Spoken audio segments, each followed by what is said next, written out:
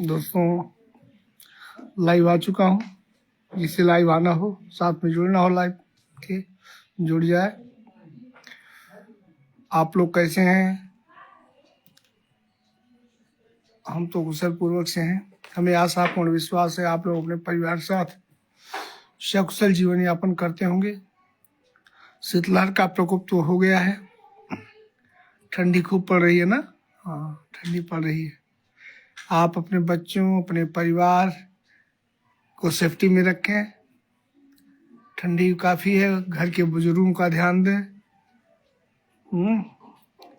हाँ, शीतलहर तेज है। आधा दिसंबर बीत चुका, आधा और बाकी है। उसके बाद दिसंबर, जनवरी 2 महीने ठंडी है, फिर ठीक। और ठंडी नहीं पड़ेगी, फसल नहीं होगी, क्या खाएंगे हम सभी लोग। इसलिए ठंडक भी अपने समय पे, बरसात, गर्मी और ठंडक का होना अत्यंत आवश्यक है। साथ ही पानी की स्मेल लीजिए। देखिए, आप पानी जी बैठे हैं, देखिए। हेलो, खुदरा का हाल है? और ये परीक्षा बिहार में तो है, परसों है। बाकी सब बिहार नहीं कुशल है।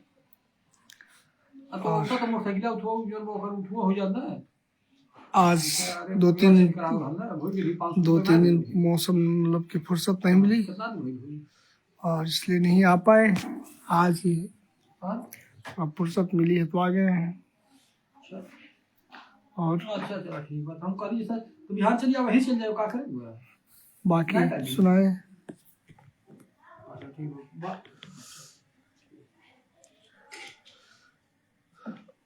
बाकी सब ठीक ठाक है। आप लोग क्या कर रहे हैं? घर पे ही हैं, कहीं बाहर हैं? छाइए, मूल बिंदु की तरफ चलते हैं। आज एक बार की बात है, धर्मराज की सभा लगी हुई थी। धर्मराज जानते हैं आप लोग ना? हाँ, स्वर्गलोक के धर्मराज, जो लेखा जोखा का सारा लेखा जोखा के अनुसार जीव को यथास्थान शरण देते हैं। तो सभा लगी थी, सभा के दौरान बातें चल रही थी। सभा में लगभग सभी लोग थे विराजमान, देवलोक के। एक दिन की बात है, मतलब जब सभा लगी, सब बैठे थे, बातें चल रही थी। बातों के दरमियान श्री नारद जी का वहाँ पदार्पण होता है। नारद जी पहुँचते हैं, तो नारद जी भाई यथोचित सबका अभिनंदन वंदन करते हैं। सब धर्मराज जी भी नारद जी का स्वागत करते हैं, बिठाते हैं, आसन ग्रहण कर ले नारद जी। अब सभी लोगों की बात चले, स्वर्गलोक, नागलोक, बसलोक, देवलोक, सबकी बात चल रही थी। बात चलते तो मृत्युलोक पर आ गई। मृत्युलोक पर आ गई, तब तक तो कुछ देवताओं ने कहा, रे वहां क्या बात, वहां अजित कीट पतंग की तरह है। मृत्युलोक की बात आप लोग क्या कर रहे, जाने दीजिए। तब तक नारद जी से रहा नहीं गया। नारद जी कहाँ चुप रहने वाले। नारद जी ने कहा, अरे राम राम राम, नारायण नारायण नारायण, आप लोग क्या बात करते हैं? अभी आप लोग मृत्युलोक को पहचाना ही कहाँ है। अब सारे देवता नारद जी का मुखड़ा देखने लगे कि भाई नारद जी ऐसा क्यों कर रहे हैं। कुछ देवता जो भाई दंभ वाले थे, उन्हें अपने प्रतिगुमान था, हम स्वर्गलोक के हैं, देवता हैं, उन्होंने कहा, रे क्या है मृत्युलोक में, कुछ तो नहीं है क्या, बताइए। सारे जीव कीट पतंग की तरह है, सब नरक में आते हैं, भोगते हैं। तो नारद जी ने कहा, भैया अरे मृत्युलोक जो है भगवान विष्णु का परम प्रिय लोक है, उन्होंने बड़े संजोग से बनाया है, और रखवाली भी निरंतर वही करते हैं मृत्युलोक की, इसलिए ऐसा कम ना किए। देखिए, मृत्युलोक के जीव ही अपने कर्मों के आधार पर देवता बनते हैं, दैत्य बनते हैं, जान लीजिए। यहाँ यह स्वर्गलोक जहाँ बैठे हैं, बात कर रहे हैं बड़ी बड़ी, यह भोग भूमि है। आपको भी जब आपका भोग क्षीण होता है तो देवता से छोड़ करके मनुष्य लोक में जाना पड़ता है। मनुष्य धारण करता है, सही कर्म करके फिर कर्म अच्छा संचित हो तब यहाँ पहुँचते हैं। ऐसा मत कहिए, वह कर्म भूमि है। और आकलन करना हो तो उसी धरती पर एक मनुष्य जाति रहती है, बड़े चालाक होते हैं, और मनुष्यों में एक लाला जाति होती है, श्रीवास्तव कहते हैं वहां टाइटल में। अगर कभी भूल से भी एक श्रीवास्तव लाला आ गया सशरीर आपके स्वर्गलोक में, धर्मराज जी आपको कटोरा लेकर दर दर भीख मांगना पड़ेगा, आपके सिंहासन पर आरूढ़ हो जाएगा, शासन सत्ता संभाल लेगा, जान लीजिए, यह मेरा कटु अनुभव है। इसलिए मृतलोक को कम ना किए। अब यह बात सब देवताओं को खल गई है, ऐसे कैसे हो सकता है। नारद जी ने कहा भी जो मुझे कहना था कह लिए, शेष आपके ऊपर है, हमें क्या। और श्रीमन नारायण करते हुए नारद जी वहां से चल पड़े। देखिए कोई बात होती है, उससे हल्के में प्रस्तुत करें या भारीपन में प्रस्तुत करें। भारीपन में प्रस्तुत करने का मतलब अपनी बात को गंभीरता से कहें और कह के उठ चल दें वहां से, लोग लेंगे हाँ भाई कुछ कोई बात जरूर है, तभी व्यक्ति का है। अब सब देवता आपस में गुमसुम करते करते बात वहीं की वहीं रह गई, आगे की प्रक्रिया चलने लगी। अंतोगत्वा धीरे जब सब वार्तालाप समाप्त हो गई, सभा का समापन हुआ, सभी अपने अपने स्थान को चले गए। लेकिन धर्मराज को नींद नहीं आई। नारद जी की कही बात कुठाराघात की तरह होने लग रही थी। अच्छा देखा जा भाई, परिचय कर लिया जाए, देवर्षि नाचू घूमती रहते, हो सकता है ऐसा हो। उसी रात को ही धर्मराज जी चित्रगुप्त को बुलाते हैं, कहते हैं आइए बड़ा जरूरी कार्य है, बैठे। चित्रगुप्त आए, उनका पहले देखो कि मृतलोक में कोई ऐसा जीवात्मा है जिसका समय पूरा हो गया हो आने के लिए, वह मृतलोक का प्राणी हो जो मनुष्य और कायस्थ में हो, लाला हो। चित्रगुप्त जी अपना वही खाता निकालते देखते, कहते हाँ महाराज एक है, कल शाम तक उससे आना चाहिए यहाँ। कहते काम करो, उसको शरीर सहित ले आने का व्यवस्था करो, को आने का जो प्रबंध किया जाए, शरीर वो है। अब चित्रगुप्त जी महाराज का, महाराज ऐसा कभी होता है, मृतलोक किसी आत्माएं आती, शरीर वहां का थोड़ा आता है। शरीर तो वहीं की वस्तु है, पंचतत्व की वस्तु, पंचतत्व विलीन होती है, आत्मा आती है, आत्मा है यहाँ की, इसलिए यहाँ आती है। और शरीर वहीं का है, वहां नहीं आता, वहीं रह जाता है, वहीं मिलता है, वहीं रह जाता है।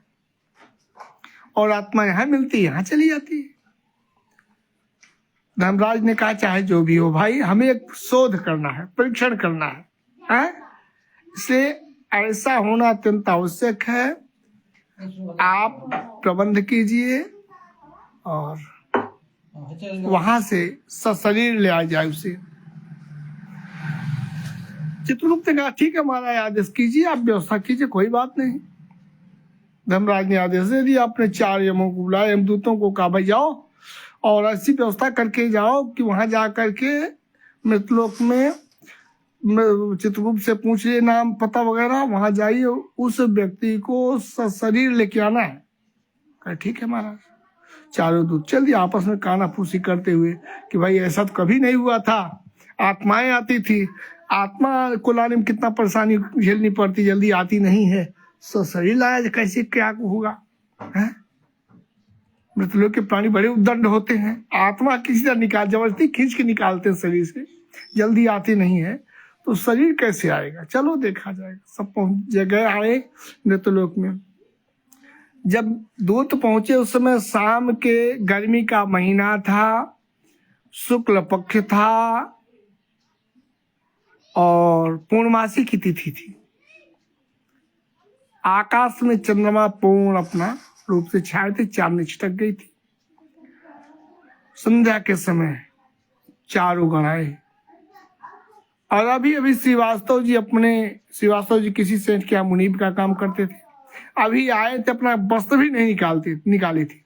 उनको थोड़ा तबीयत खराब महसूस हुई और जूता किसी तरह निकाल पाए, मोजा पहने ही पूरा कोट वोट पहने से लेट गए और जैसे लेट गए उनकी आंख लग गई। दूध पहुंच गए, समय हो गया।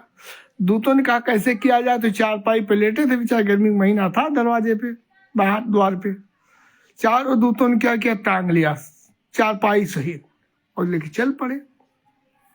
अभी कुछ दूर आए थे यम के दूत, तब तक इनकी निगाह आंखें खुली। अच्छा ठंडा हो रहा है। जब आंखें खुली तो देखिए पानी जी का आदेश हो गया चाय पीने के लिए। ठंडी का मौसम में चाय पीते रहिए, अपने लोगों से मिलते रहिए। तो भाई आदेश का पालन करना है। आप लोग भी चाय पी लीजिए, अपना नवारी लीजिए, यही पी लीजिए। भाई देखिए चाय है, आइए पी लीजिए। मान लीजिए दरवाजे बैठे हुए हैं। तो क्या हुआ, जब श्रीवास्तव जी की नींद खुली, तुरंत देखा रे मैं चारपाई से आकाश में उड़ता जा रहा हूं, है कौन है। और जब इधर उधर देखे सिर उठा के, तो चार धुरंधर मोटे मोटे कंधे पे लिए चले जा रहे हैं। अब श्रीवास्तव जी क्या करें, सोचने लिए 2 मिनट करें तो क्या करें। पूछे, एक का कंधा थपथपाए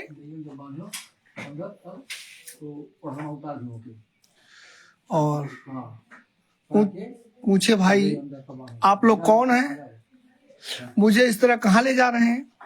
यम के दूत उनका, भाई चुपचाप लेटे रहो, फालतू बोलो मत, हम लोग यम के दूत हैं, तुम्हें यमराज जी के पास ले जा रहे हैं। श्रीवास्तव जी सर हरि राम राम राम, ये देखो। अब श्रीवास्तव जी लेट गए, लेट के बेचारे सोचने करे क्या करें, नहीं तो क्या करें। तब तक पॉकेट टोए उसमें डायरी और पेन थी, तुरंत डायरी निकाले। डायरी में एक सादा कागज मिल गया संयोग से, तुरंत एप्लीकेशन लिखना शुरू कर दिए। एप्लीकेशन लिखना शुरू किए, जैसे कलम निकाले, उसका हेड खोले और कागज जो मुड़ा था उसे बढ़िया किया, उसके लिखे, सेवा में धर्मराज महोदय। विषय, शासन व्यवस्था को सुचारू ढंग से चलाने हेतु के संबंध में। अब क्या था, उसके बाद लिखे, महोदय आपको सूचित किया जाता है कि आपके शासन काल में शासन व्यवस्था सुचारू ढंग से न चलने के कारण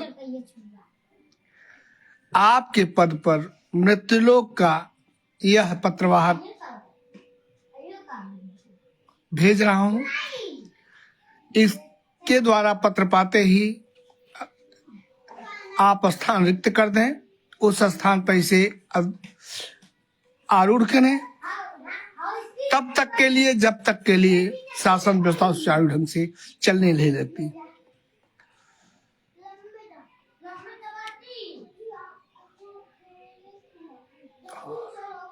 उन्होंने लिखा, आज्ञा से श्री विष्णु क्षीर सागर साकेतपुरी, लिख दिया और लिख कर मोड़ दिए। कागज मोड़ करके पेन अपने पॉकेट में रखे, डायरी पॉकेट में रखे, हाथ में मोड़ कर ले करके दाहिने तरफ वाले यमदूत के कंधे को थोड़ा सा टच किए, स्पर्श किए। वो कहा क्या है, कह ले लो यही, और लेकर धर्मराज को दे देना अपने।